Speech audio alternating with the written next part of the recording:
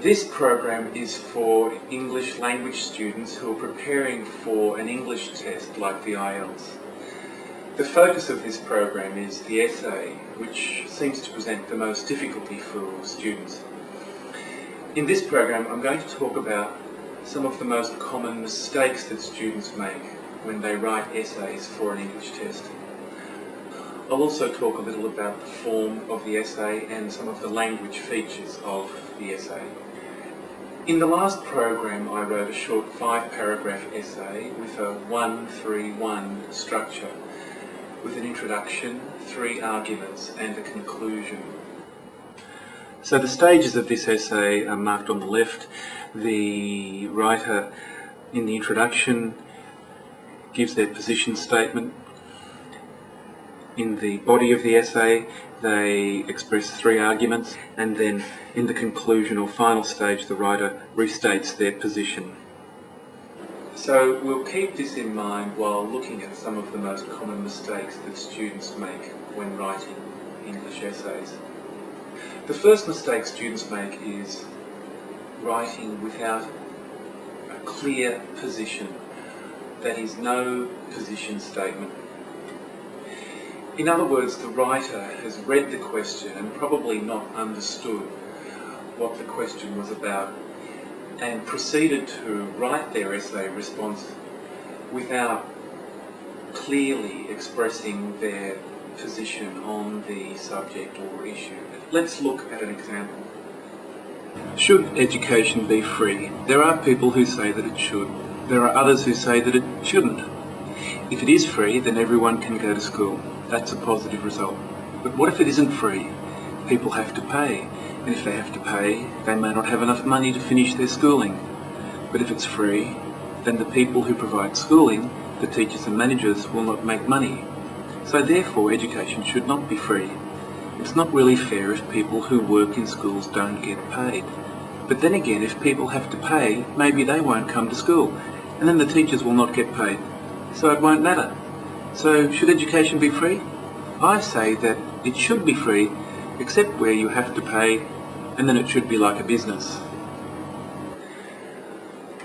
Okay, that might seem a little crazy, but I have read essays like that, and if you write an essay like that in an English test, you will lose marks.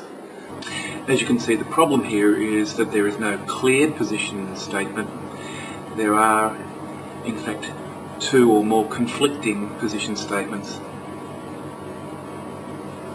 Probably the next most common mistake is punctuation, or a lack of punctuation. Here's an example.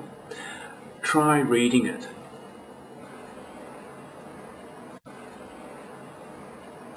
I won't go on. The solution is obvious.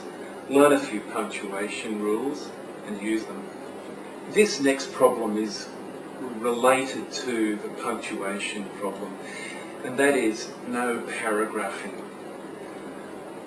Paragraphs are like punctuation marks in an essay. They tell the reader when an argument is complete. Without paragraphing, an essay can be very difficult to read, and the development of arguments very difficult to follow.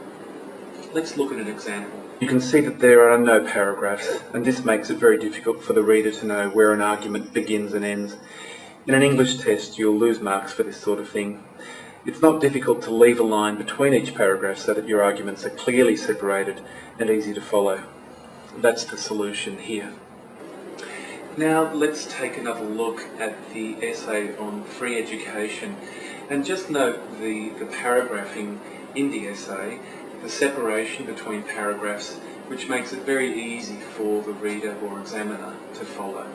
Note the separation between the paragraphs, and note also the use of conjunctions highlighted here in pink.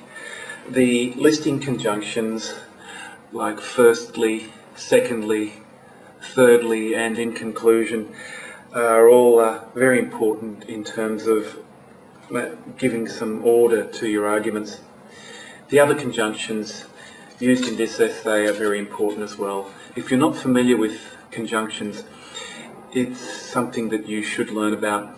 and know how to use them effectively. Okay, the next most common problem is vocabulary and grammar.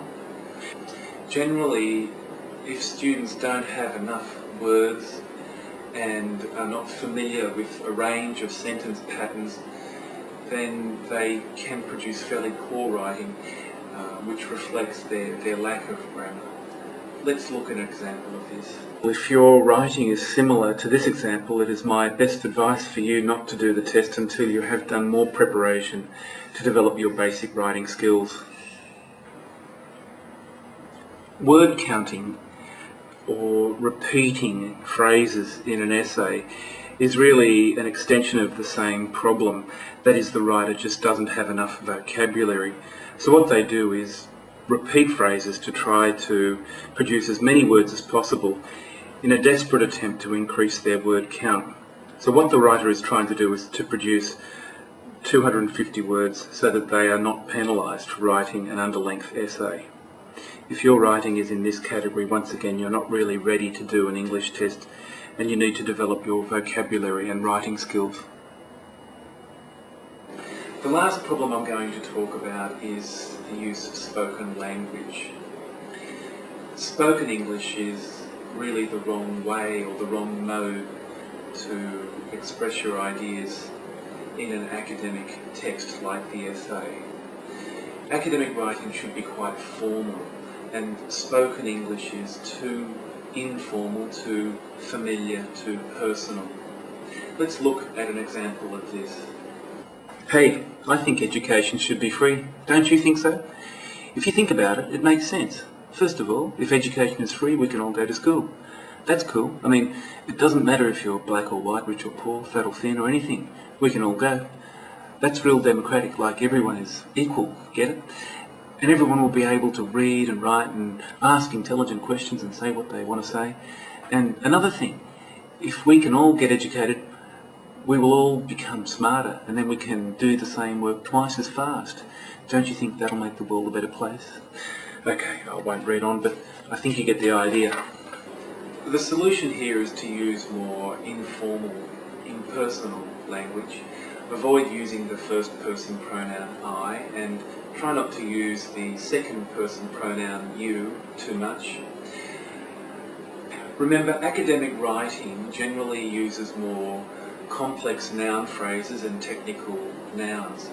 The nouns and noun phrases have been highlighted in blue, and you can see some of the expressions, they are quite long noun phrases, like a number of social and economic reasons for free education, restrictions on access, and so on. I think you get the idea. Academic writing tends to use more technical and complex noun phrases. Generally speaking, academic writing uses more scientific language, more technical nouns and noun phrases, and in part this is to be more precise when expressing complex ideas, but additionally the use of technical nouns and complex noun phrases sounds more authoritative and therefore is more persuasive. And remember, the purpose of an academic text like an essay is to persuade the reader to appreciate your point of view.